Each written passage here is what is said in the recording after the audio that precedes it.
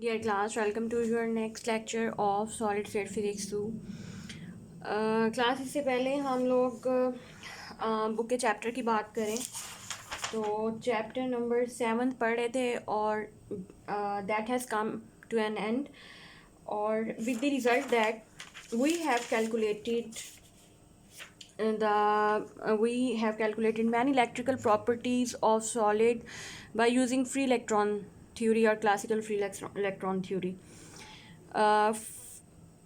अभी तक हमने सॉलिड के अंदर इलेक्ट्रॉन्स को फ्री कंसीडर किया और उस पर कुछ क्लासिकल उसकी प्रॉपर्टीज़ लगाई, क्लासिकली थ्योरी उस पर हमने क्लासिकली लगाई और जो इलेक्ट्रिकल प्रॉपर्टीज़ हम उस थ्योरी के साथ मेजर कर सकते थे वो हमने कर लिया, जिसमें छोटी छोटी कंडक्टिविटीज़ वगैरह, रेजिस्टिविटी, इस तरह की प्रॉपर्टीज़ हैं जिनके रिज़ल्ट ठीक आ गए और we are satisfied till now. यहाँ तक तो हम मुतमईन हो गए, लेकिन असल में जो ड्रॉबैक है फ्री इलेक्ट्रॉन थ्योरी का वो ये है कि ये एक तो हमें सबसे बड़ी बात ये क्लासिफिकेशन जैसे होती है डिफरेंट मटेरियल्स में। कोई मटेरियल बहुत अच्छा कंडक्टर होता है, कोई सेमी कंडक्टर होता है, कुछ बिल्कुल भी कंडक्टर नहीं होते जिनको हम इंसुलेटर कहते हैं। तो फ्री इलेक्ट्रॉन थ्योरी हमें इन बैंड्स या इन क्लासिफिकेशन के बारे में नहीं बताती कि किस बेस पे हम सॉलिड को इंसुलेटर्स, सेमीकंडक्टर्स और कंडक्टर्स में क्लासिफाई करते हैं, किस बेसिस के ऊपर। ये एक ड्रॉबैक है बहुत बड़ा, जिसकी वजह से हमें कुछ नए मॉडल्स भी बनाने पड़ेंगे जो कि अब हम चैप्टर नंबर 8 में बनाएंगे। और सबसे पहले हम ये देखेंगे कि सॉलिड में बैंड्स किस तरह से बनते हैं। आखिर को इन्हीं बैंड्स के ऊपर तो हम सॉलिड को क्लासीफाई कर सकते हैं। तो सबसे पहले जो मेन चीज़ है इस चैप्टर में, सबसे बेसिक बुनियादी कॉन्सेप्ट्स हैं वो इसी टॉपिक के अंदर हैं और ये टॉपिक आपको ये बताएगा कि एनर्जी बैंड जो हैं सॉलिड के अंदर वो कैसे बनते हैं, क्या उनका ओरिजिन है। इसलिए आपने बहुत ध्यान से इस लेक्चर को सुनना है। और इसमें हमें देखिए, अब मैंने जैसे पहले बता दिया कि क्लासिकल फ्री इलेक्ट्रॉन थ्योरी उसको अब आप एक साइड पे रख दीजिए और उसकी सारी अजम्पशंस को भी एक साइड पे रख दीजिए। हाँ, इतना याद कर लें कि हमने क्या अजम्पशन लिया था कि क्रिस्टल के अंदर, सॉलिड के अंदर इलेक्ट्रॉन फ्री टू मूव है, बट उस सॉलिड की सरफेस से वो बाहर नहीं निकल सकता, इतना पोटेंशियल लगा हुआ है। And that potential is behaving like a potential in the box in the quantum mechanical model. तो उसकी बेस पे हमने कुछ रिजल्ट्स वगैरह निकाल लिए थे। अब इस वाली अजम्पशन और इस वाले मॉडल को एक साइड पे रख दिए, ठीक है। अब आ जाएं नए मॉडल की तरफ।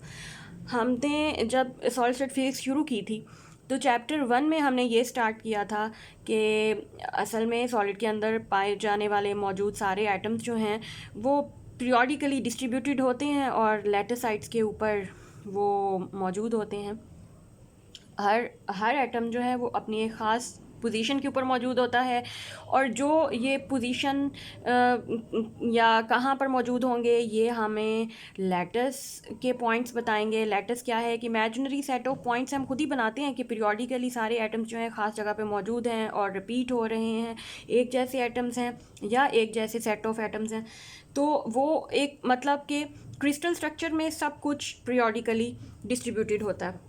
तो अब हम अपना यही जो नया सॉलिड लेने वाले हैं नए मॉडल के अंदर, उसमें सॉलिड में क्या होगा कि हम कोई भी एक पोटेंशियल बॉक्स की तरह का कांस्टेंट पोटेंशियल अप्लाई नहीं करेंगे, बल्कि हम देखेंगे कि आइंस जो हैं वो अपने अपने लेटेस्ट पॉइंट के ऊपर पीरियोडिकली विद द डिस्टेंस, अगर लेटेस्ट कांस्टेंट ए है तो हर ए के बाद एक नया आइन मौजूद होगा या आइन साइट मौजूद होगी लेटिस में। कंसिडर कर लें कि आपके पास वन डायमेंशनल लेटिस है जिसके ऊपर पीरियोडिकली ए जो है वो पीरियोडिकली ए मौजूद है।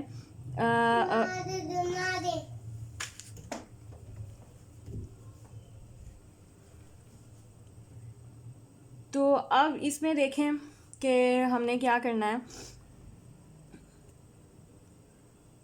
अब हमने जो पोटेंशियल का नया मॉडल कंसिडर करना है सॉलिड का, उसमें ये करना है कि हर क्योंकि आयन अपनी अपनी लैटिस साइड पर मौजूद है, तो आयन अपना का जो इलेक्ट्रिक फील्ड है वो भी मौजूद होगा। उस इलेक्ट्रिक फील्ड की वजह से जो पोटेंशियल है हर आयन का, तो वो पोटेंशियल भी इसी तरह से पीरियोडिकली डिस्ट्रीब्यूटेड है लैटिस साइड के ऊपर।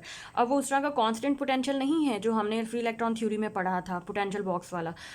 अब एक नया पीरियोडिक पोटेंशियल है जो कि सॉलिड या क्रिस्टल में मौजूद है, और इलेक्ट्रॉन्स जो मूव कर रहे हैं विद इन द सॉलिड, अब उनको भी एक पीरियोडिक पोटेंशियल का सामना है या फेस करना पड़ रहा है। अब ये हमारा नया मॉडल है और इसी से ही इसको हम डिस्क्राइब करेंगे और देखेंगे कि इस मॉडल से हमें क्या नई इन्फॉर्मेशन मिलती है। तो आज मैं अगेन रिपीट कि आज वाला जो टॉपिक है ये बहुत इम्पॉर्टेंट है, आपने इसको बहुत केयरफुली करना है। ओके, अब आ जाते हैं कि अच्छा, अब हम क्योंकि एक और चीज़ समझ लें, क्योंकि उसके बाद मैं कैलकुलेशन जल्दी जल्दी करवाऊंगी। कॉन्सेप्ट मैं एक और बता दूं कि इन लैटिस साइड्स के दरमियान जो फ्री स्पेस है, इलेक्ट्रॉन जाहिर है कि उसमें फ्री टू मूव होंगे। जहाँ पर पोटेंशियल नहीं लगा हुआ वहाँ पर इलेक्ट्रॉन फ्री टू मूव हैं, जहाँ पे इलेक्ट्रॉन्स को पोटेंशियल का सामना करना पड़ेगा वहाँ पर उनकी मोशन चेंज हो जाती है, और वो हम सारी फाइंड करेंगे। तो let's suppose consider an electron in a crystal moving with velocity v in a region of periodically varying potential rather as shown in the figure rather than, और मैंने पोटेंशियल एनर्जी कर्व्स भी बनाई हुई हैं with respect to r के हर point के ऊपर potential लगा हुआ है and electron is seeing like this. तो the de Broglie wavelength of a free electron moving with velocity v, अगर हम डी ब्रॉगले वेवलेंथ कैलकुलेट करें तो लैम्डा क्या होगा, h/mv। अगर इलेक्ट्रॉन इन एटम साइड के दरमियान में फ्री टू मूव हैं तो ये उनकी वेवलेंथ हम यहाँ से कैलकुलेट कर सकते हैं। डी ब्रॉगले हाइपोथेसिस का फार्मूला हम यहाँ यूज़ कर सकते हैं। यहाँ से क्या होगा, हम इलेक्ट्रॉन की वेवलेंथ भी कैलकुलेट कर सकते हैं, उनकी वेलोसिटी भी कैलकुलेट कर सकते हैं। अगर वेलोसिटी है तो वेवलेंथ कैलकुलेट कर सकते हैं, यह h/p। Okay, where m is a mass of the electron. अब क्या होगा, जो लो इनर्जेटिक फ्री इलेक्ट्रॉन्स हैं वो मैंने अभी बताया कि वो ट्रैवल करेंगे फ्रीली। अब लो एनर्जेटिक हैं का मतलब क्या है कि वेवलेंथ उनकी बहुत ज़्यादा है, तो और वो फ्री टू मूव हैं, ठीक है। वो हमारे बैंड स्ट्रक्चर में कोई ख़ास इम्पोर्टेंस नहीं रखेंगे। लेकिन अब हम बात करते हैं मोर इनर्जेटिक इलेक्ट्रॉन्स की। जो इलेक्ट्रॉन्स ज़्यादा एनर्जी वाले होंगे उनकी वेवलेंथ कम होगी। अब वेवलेंथ कम का क्या होगा कि वेवलेंथ जब कंपैरेबल टू ए आ जाएगी तो वहाँ पर एक प्रॉब्लम है कि इलेक्ट्रॉन्स की बीम की उसी तरह से स्कैटरिंग होगी, डाइफ्रैक्शन होगी, जिस तरह से एक्सरेज की हमने पढ़ी थी विद इन द क्रिस्टल और with in the solid chapter number 2 में, कि वेवलेंथ अगर इलेक्ट्रॉन्स की कंपैरेबल टू ए है तो अब क्या होगा, अब तो वो इलेक्ट्रॉन्स डाइफ्रैक्ट हो जाएंगे बिल्कुल उसी तरह से जिस तरह से एक्सरेज डाइफ्रैक्ट होती हैं। तो हम यहाँ पे कंडीशन लिख सकते हैं for the diffraction of the electron, Bragg's law में यूज़ करूँगी, n lambda is equal to 2a sine theta. और अगर हम इसका देखें, electron of wavelength lambda undergoes Bragg's reflection from other of the atomic planes in the crystal. When it approaches the plane at an angle theta, we have n lambda is equal to 2a sin theta, where n is equal to 1, 2, 3 and so forth. और यहाँ से हम calculate कर सकते हैं as n dot lambda से हम wave vector भी यहाँ से कैलकुलेट कर सकते हैं by using 2 pi by k equals to 2a sine theta.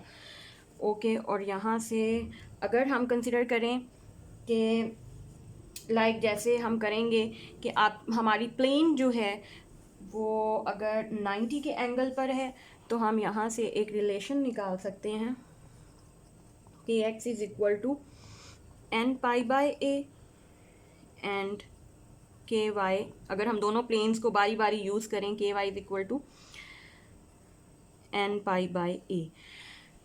तो ये हमारी अजम्पशंस हैं कि हम अगर दोनों प्लेन्स को बारी बारी इस्तेमाल करें, और we can express the Bragg's condition by saying that reflection from the vertical rows of ions occur when the component of wave vector k in the x direction is equal to n pi by a. That is, Bragg's reflection from vertical rows of ion occurs when kx is equal to n pi by a, and Bragg's reflection from horizontal rows of ions occur when kx is equal to 2 pi by a. तो ये we are talking about, अगर ये आपको horizontal और vertical का समझ नहीं आ रहा तो मैं यहाँ पर आपको छोटा सा हिंट दे देती हूँ कि यहाँ पे ये जो के एक्स और के वाई लिखे गए हैं ये एक 2 डायमेंशनल स्क्वायर लैटिस के लिए लिखे गए हैं, जिससे, और ये बिल्कुल उसी तरह से जैसे कोई बीम ऑफ इलेक्ट्रॉन्स हम क्रिस्टल में एंटर होती है, और अगर वेवलेंथ कंपेरेबल है इस बीम की ए के साथ लैटिस कांस्टेंट के साथ, तो ये डायफ्रैक्ट हो जाती है एट एन एंगल थीटा। तो ये वही चीज़ है जो यहाँ पर मेंशन की गई है कि क्योंकि ये स्क्वायर लैटिस है तो दोनों ही डायरेक्शन में आपके पास के की वैल्यूज़ आएंगी, के एक्स की वैल्यू, बट वो सेम होंगी। और वैसे भी क्योंकि ये हमारे पास स्क्वायर लैटिस है मौजूद है, तो हम ये लिख सकते हैं कि when the wave number satisfies the relation. अब हमारे पास जो ब्रैग कंडीशन है उसके मुताबिक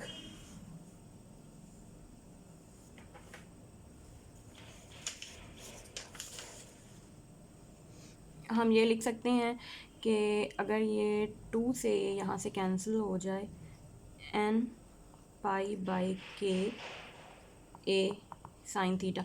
अब as we know that sine theta की वैल्यूज़ जो हैं, sine theta is less than or equal to 1, मतलब मैक्सिमम वैल्यूज साइन थीटा की इस 1 के गिर्द ही इवॉल्व करती हैं। तो इसका ये मतलब हुआ कि हमारे पास इसकी वैल्यूज़ आ जाएंगी n पाई इक्वल्स टू के ए, और यहाँ से k की वैल्यू आ जाएगी n pi by a. It's better to write, क्योंकि 1 तक वैल्यूज़ जो हैं वो प्लस माइनस ए की फॉर्म में इवॉल्व होती हैं, तो ये हमारे पास plus minus n pi by a, मतलब ये वो पॉइंट है इम्पॉर्टेंट जिसके ऊपर डायफ्रैक्शन एग्जिस्ट करती है या डायफ्रैक्शन हो रही है इलेक्ट्रॉन्स की इन वैल्यूज़ के ऊपर। और ये देखें कि ये कोई आम वैल्यू नहीं है, आम पॉइंट नहीं है। अगर आप गौर करें तो ये फर्स्ट ब्रिलियंस ऑन बाउंड्रीज़ हैं, pi by plus minus pi by, क्योंकि n की वैल्यू आप 1 करेंगे तो पहली ब्रिलियंस ऑन बाउंड्री आ जाएगी, n की वैल्यू 2 करेंगे तो second brilliance on and so on.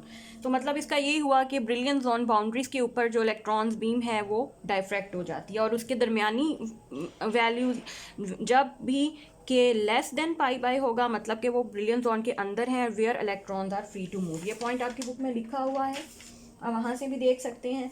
और उसके बाद अब आ जाते हैं कि जैसे मैंने अभी बताया कि जब k is less than pi by a होगा तो electrons are free to move होगा, और जो इलेक्ट्रॉन्स फ्री टू मूव होता है, इसको मैं अभी रेज कर देती हूँ।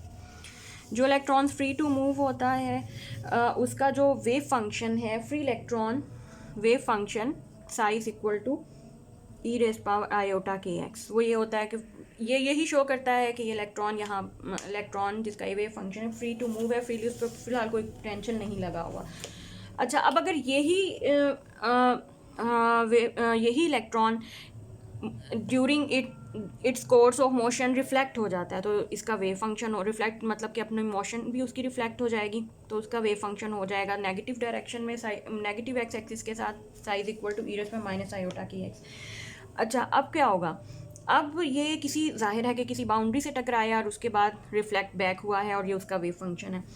अब जब कि हमें इस बात का अंदाज़ा हो गया है कि k इज़ इक्वल टू, यहाँ पे मैं पॉइंट्स लिख देती हूँ, प्लस माइनस पाई बाई ए के ऊपर ब्रैग्स डायफ्रैक्शन हो रही है, रिफ्लेक्शन यहाँ पर जाके इलेक्ट्रॉन्स टकराएंगे, और जब यहाँ पे टकराएंगे रिफ्लेक्ट बैक होंगे, तो जो इंसिडेंट आप पीछे से आ रहे होंगे और जो रिफ्लेक्ट होके आ रहे हैं वो मिलकर स्टैंडिंग वेव्स बनाएंगे।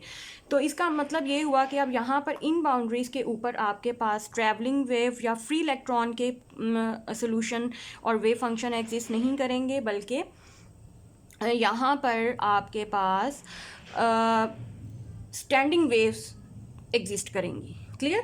और उन स्टैंडिंग वेव्स के वेव फंक्शन या आप कैसे रिप्रेजेंट कर सकते हैं, साई प्लस आपके पास आ जाएगा ई rays bye iota k x plus ई rays bye minus iota k x, या हम इसको लिख सकते हैं 2 cos के एक्स। सिमिलरली साई माइनस ये आपके पास आ जाएगा ई rays bye iota k x minus ई rays bye minus iota k x, और ये आपके पास आ जाएगा 2 आयोटा साइन के एक्स। तो ये दोनों ही कंडीशंस मौजूद हैं स्टैंडिंग वेव्स की दोनों डायरेक्शंस में। The standing waves labelled as psi plus and psi minus according to whether they do और do not change sign when x is replaced by minus x. The two standing waves pile up electrons and अब ये दोनों standing wave का मतलब है कि electron मज़ीद move नहीं कर रहे। अगर मज़ीद मूव नहीं कर रहे तो वो कहीं मौजूद हैं। तो इन दोनों वेव्स के हमें पता चलेगा इनफैक्ट कि इलेक्ट्रॉन्स कहाँ कहाँ मौजूद हैं, और वो हम अभी निकालते हैं। इलेक्ट्रॉन्स की डेंसिटी हमें बताएगी साई स्क्वायर। इलेक्ट्रॉन्स की डेंसिटी हमें बताएगी कि वो कहाँ पे मौजूद हैं। तो ये डेंसिटी ऑफ इलेक्ट्रॉन्स है। अगर मैं इसकी वैल्यू निकालें फॉर अगर ट्रैवलिंग वेव, देखें पहले ये वाला सोल्यूशन मैंने ये वाला तो ट्रैवलिंग वेव के लिए रखा था ना, तो अब यहाँ पे भी मैं लिख लेती हूँ for travelling wave solution. For travelling wave solution raw. अब इसी की साई वैल्यू लेते हैं e आयोटा की एक्स और साई स्टार लेते हैं minus iota k x and that is equal to 1। तो इसका मतलब है कि अगर ट्रैवलिंग वेव है तो चार्ज डेंसिटी यूनिफॉर्म है। आपको पूरे रीजन में जहाँ जहाँ पे इलेक्ट्रॉन ट्रैवल कर रहा है एक जैसी चार्ज डेंसिटी मिलेगी, ठीक है। अच्छा, अब ये तो हो गया, ये पहला केस समझ लें। सेकंड केस है कि when for stationary or standing wave psi plus, for standing function और स्टेशनरी वेव साई प्लस के लिए क्या होगा, इसके लिए हम रॉ प्लस लेंगे चार्ज डेंसिटी, और ये किसके बराबर होगी साई प्लस मॉड स्क्वायर। और अगर आप देखें कि साई प्लस मेरे पास ये है और इसके मुताबिक ये डायरेक्टली प्रोपोर्शनल या किसके बराबर होगी, तकरीबन कॉस स्क्वायर के एक्स के बराबर होगी। ठीक हो गया। और सिमिलरली अगर मैं अगर इसकी कंडीशंस देखूं कॉस स्क्वायर के एक्स के ऊपर, तो या ये which piles up electrons on or near the lattice point. अब के एक्स की या पॉजिटिव स्टेशनरी वेव आपको कहाँ पर इलेक्ट्रॉन्स देगी, नियर द लैटिस पॉइंट। ये हमें निकालने पड़ेंगे। इसको निकालने इसी कंडीशन को देखिए, मैं यहाँ पे आपको निकाल के बता देती हूँ कि as we know that cos square k x, इसकी जो मैक्सिमम वैल्यू है वो 1 है, ठीक है। तो कॉस के एक्स का क्या मतलब प्लस माइनस 1, और किस पे आएगी, कॉज एन पाई पर आएगी, ठीक है। और अगर ये कॉज एन पाई है इसका मतलब है कि x is equal to n pi, x is equal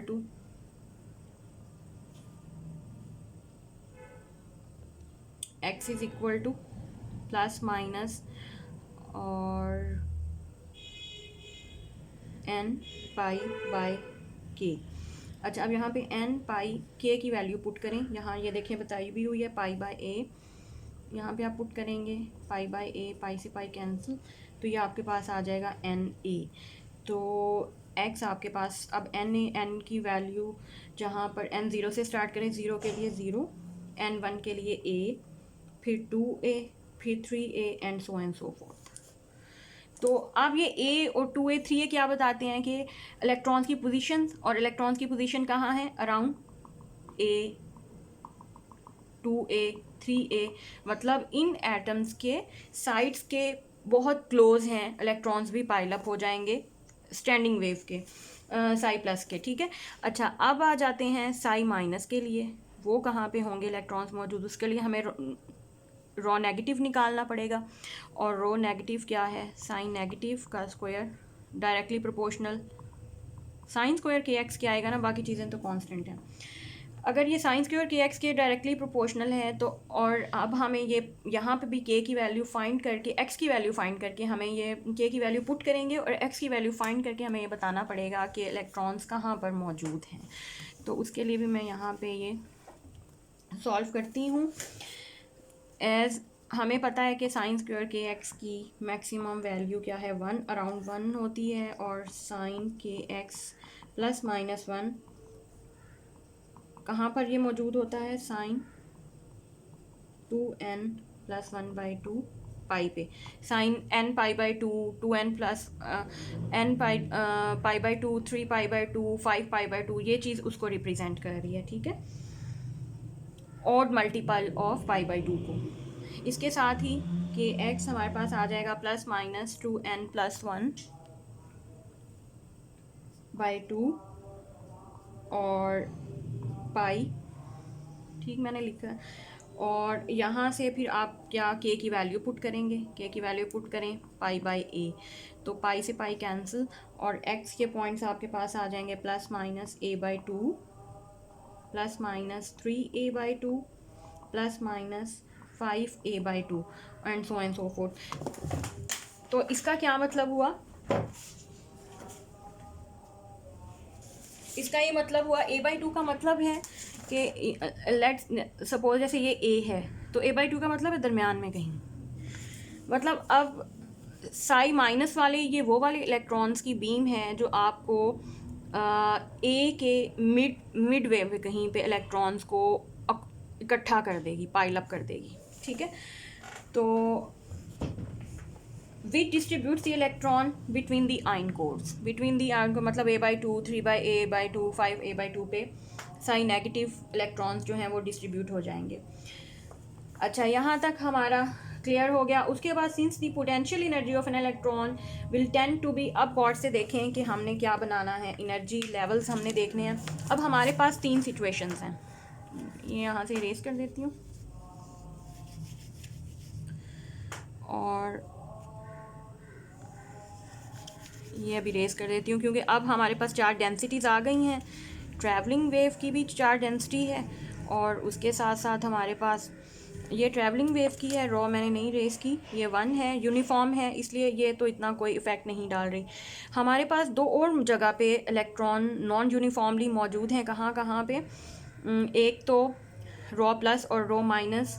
कुछ रॉ प्लस कहाँ पे मौजूद हैं, ए के गिर्द मौजूद हैं, ए के पास एटॉमिक साइड के पास मौजूद हैं, और रॉ माइनस कहाँ पर हैं, मिड वे बिटवीन दैम। अच्छा, अब जैसे कि चार्जेस भी डिस्ट्रीब्यूट हुए हैं तो इसका मतलब है कि इनकी एनर्जीज भी अलग अलग दोनों पॉइंट्स पे अलग अलग मौजूद होंगी। तो let's call them E1 and E2 and, और आप देख लें since the potential energy of an electron will tend to be minus infinity at the ion core. अब पोटेंशियल एनर्जी माइनस इन्फिनिटी क्यों होगी, क्योंकि अब ये आयन है, लेट्स सपोज इस पे चार्ज प्लस क्यू है और जो इलेक्ट्रॉन इसके पास मौजूद है वो माइनस क्यू है, तो दोनों के दरमियान जो पोटेंशियल एनर्जी होगी वो हम कूलम के फार्मूला से मालूम कर सकते हैं, 4 pi epsilon naught q minus q over r. तो ये पोटेंशियल एनर्जी आप देख लें कि नेगेटिव है। अगर ये पोटेंशियल एनर्जी नेगेटिव है and this describes that when r tends to 0 u tends to minus infinity, formula से भी शो हो रहा है। u tends to minus infinity का क्या मतलब है कि since the potential energy of electron will tend to be minus infinity at the ion core, कि इस आयन कोर के ऊपर जो एनर्जी है वो माइनस इन्फिनिटी है। तो यहाँ पे जाहिर सी बात है कि इलेक्ट्रॉन्स इकट्ठे होंगे। We expect the potential energy of psi plus to be the lowest. तो ये जो साई प्लस है इसकी एनर्जी को मैं यहाँ पे लिख देती हूँ, लोएस्ट अमाउंट ऑफ एनर्जी हम कंसीडर करेंगे सपोज, और क्योंकि अभी हमने देख लिया कि कहाँ तक जा रही है, माइनस इन्फिनिटी तक जा रही है। और दूसरी जो है, a similar argument suggest that the potential energy of psi minus will be the highest. अब अगर हमने इसको लोएस्ट कहा है तो ये जो मिडवे पे इलेक्ट्रॉन्स मौजूद हैं इनकी भी वाइस वर्सा होगी, मतलब कि हाईएस्ट होगी।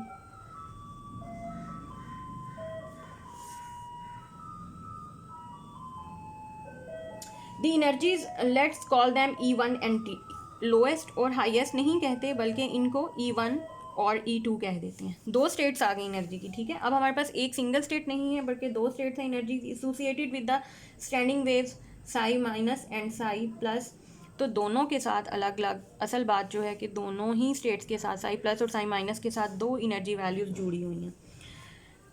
अब इन ही जगह पर एनर्जी की वैल्यूज़ मौजूद हैं, तो इन एनर्जीज़ के सॉल्यूशंस के अलावा या इन जगह पर वेव फंक्शन के सॉल्यूशंस के अलावा और कोई सॉल्यूशन एग्जिस्ट नहीं करते, ठीक है।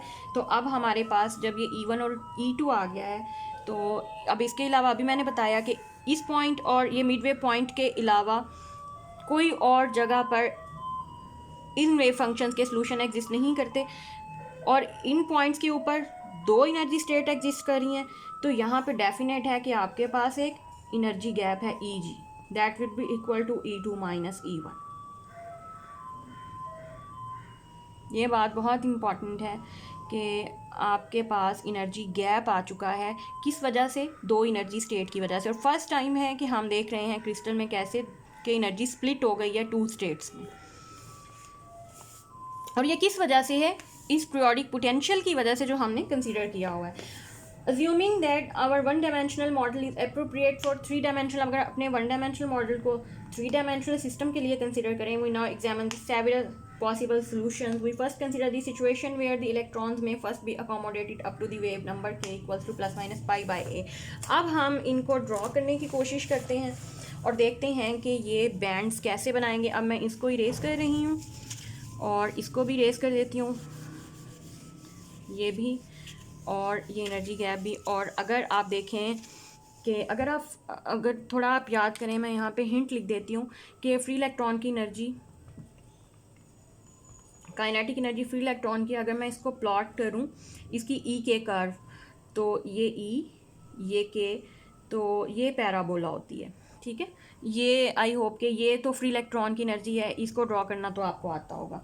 अब हम देखते हैं कि जब इलेक्ट्रॉन क्रिस्टल के अंदर पीरियोडिक पोटेंशियल में मौजूद होता है और हमें पता चल गया कि उसकी अब एक एनर्जी नहीं बल्कि दो एनर्जी स्टेट्स हैं, कहाँ कहाँ पर? ब्रिलियंट जोन बाउंड्रीज़ के ऊपर। तो उसको हमने ड्रॉ कैसे करना है वो अब मैं यहाँ पर एक फिगर बनाने लगी हूँ। आप देखें कि ये ऐसे, और ये एनर्जी एक्सिस है, ये के एक्सिस है। और first of all I am talking about 0 kelvin. अगर हम लोएस्ट टेम्परेचर पे बात करें तो हमें पता है कि ग्राउंड स्टेट वाली सारी एनर्जी फिल होंगी और कर्व अब पैराबोला नहीं होगी। अब कर्व की जो शेप है वो इस तरह से होगी, ठीक है। और ये ब्रिलियंट जोन बाउंड्रीज भी आपको यहाँ पे नज़र आएंगी, माइनस पाई बाय ए और प्लस पाई बाय ए यहाँ पे, क्योंकि अब हमने देखा कि यहाँ पर एक एनर्जी गैप भी मौजूद है। Let's call it lowest energy state E1 and the upper state, upper वाली जो है वो ऐसे और ऐसे। ये पैराबोला कर्व जो है पैराबोला नहीं रही बल्कि स्प्लिट हो गई है।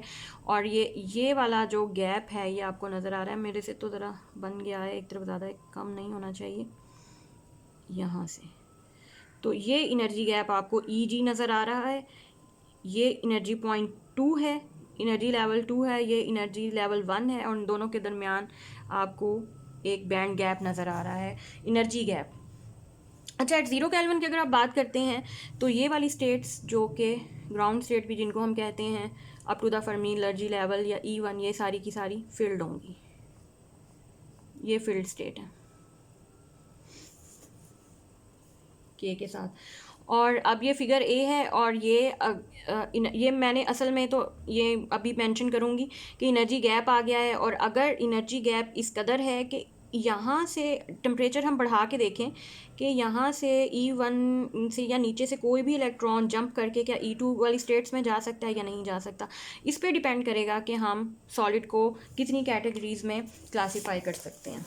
तो अब हम इसको देख लेते हैं। Assuming that our one dimensional model is appropriate for three dimensional system, we first consider the situation where the electrons may first be accommodated up to the wave vector k equals to plus minus pi by a तक accommodated है first brilliant zone तक at 0 Kelvin. This is shown in the shaded region of figure 8.3a. There are no empty states available. आप देख लें कि ये fully filled है, यहाँ पे कोई empty state available नहीं है, कोई इलेक्ट्रॉन यहाँ पर आ नहीं सकता और यहाँ से ऊपर भी अभी नहीं जा सकता जब तक कि उसके पास एनर्जी नहीं है। There are no empty states available just above the filled states. The application of an electric field cannot increase the kinetic energy of the electrons and the material will not conduct electricity. Electricity conduct नहीं होगी ज़रा जब electron flow नहीं कर सकता। If the temperature of the material is raised, it might be possible for some of the electrons to cross the band gap and hence to go over the next brilliant zone. हाँ, temperature अगर raise कर देते हैं तो मैंने अभी बताया कि टेम्परेचर रेज करने से क्या होगा, थर्मल एनर्जी मिलेगी इलेक्ट्रॉन को और वो मूव कर जाएगा। हाँ, लेकिन वो भी एक हद तक कि कितना टेम्परेचर आपने रेज करना है कि और कितना बड़ा बैंड गैप है कि इलेक्ट्रॉन यहाँ से यहाँ पर मूव कर जाए। बैंड गैप के ऊपर भी तो डिपेंड करेगा, जितना टेम्परेचर बढ़ाएंगे, जितना बैंड गैप बहुत ज़्यादा है फिर भी नहीं, जितना मर्जी टेम्परेचर बढ़ाई जाए इलेक्ट्रॉन जंप नहीं करेगा। तो जैसे फॉर एग्जांपल सोडियम क्लोराइड है, it is of the order of, जो बैंड गैप है सोडियम क्लोराइड में वो 10 इलेक्ट्रॉन वोल्ट है, whereas the thermal energy available to the electrons at room temperature is only of the order of, अच्छा भाई ये 10 electron volt का band gap है और आप थर्मल एनर्जी सिर्फ रूम टेम्परेचर पे जो इलेक्ट्रॉन को मिल रही है वो 0.025 इलेक्ट्रॉन वोल्ट है। अब इलेक्ट्रॉन तो नहीं जंप करके E2 में जाएगा या कंडक्शन स्टेट में नहीं जा सकता। तो इसका मतलब है कि sodium chloride, for sodium chloride ये NaCl के लिए, तो इसका मतलब है कि सोडियम क्लोराइड इंसोलेटर है एट ऑल टेम्परेचर। अच्छा अब जर्मेनियम में देख लेते हैं, जर्मेनियम में क्या है, इट इज़ अबाउट 0. अब जर्मेनियम का जो गैप है ये वाला जो यहाँ पे 10 इलेक्ट्रॉन वोल्ट बहुत ज़्यादा है, जर्मेनियम में ये गैप 10 इलेक्ट्रॉन वोल्ट नहीं है बल्कि ये 0.2 इलेक्ट्रॉन वोल्ट है, और ये आप देखें कि 10 की बनिस्बत तो ये बहुत छोटा है। और इलेक्ट्रॉन्स को हम यहाँ पे कुछ एनर्जी देंगे, इलेक्ट्रॉन्स जंप, प्रोबेबिलिटी होगी कि इलेक्ट्रॉन जंप करके कंडक्शन स्टेट में चला जाए और कंडक्टिविटी जो है वो बढ़ जाएगी। तो इसका मतलब है कि जर्मेनियम को हम एक सेकंड कैटेगरी में रखेंगे कि जिसमें हाँ जी पॉसिबिलिटी मौजूद है कि यहाँ पे कंडक्टिविटी हो सकती है। तो ऐसे तो जर्मेनियम और सिलिकॉन जो इस कैटेगरी में क्लासीफाई होंगे उनको हम सेमी कंडक्टर कहेंगे। उसके बाद तीसरी किस्म के कंडक्टर्स आते हैं। दूसरी फिगर मैंने नहीं बनाई, इसी से ही मिलती जुलती है, इसी के ऊपर मैंने एक्सप्लेन कर दिया है। अच्छा एक और फिगर बनाते हैं।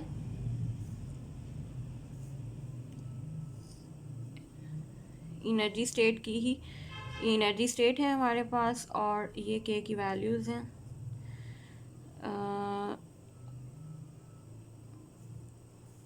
अब फिर से हमारी एनर्जी कर्व और के की बाउंड्री के ऊपर आप देखें ये -π/a +π/a, और अब 0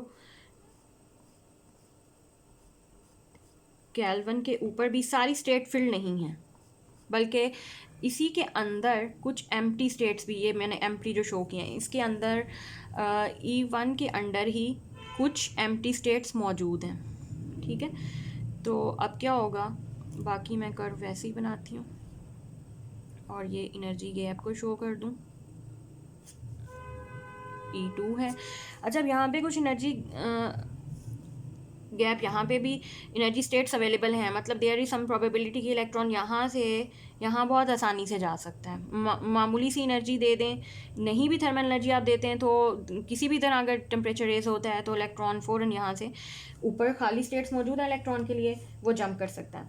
तो the energy band structure of a conductor is shown in figure 8.3c, ये मैंने सी बनाई है और इसमें आप देखें which is typically half filled band ही हाफ फील्ड है, जगह मौजूद है।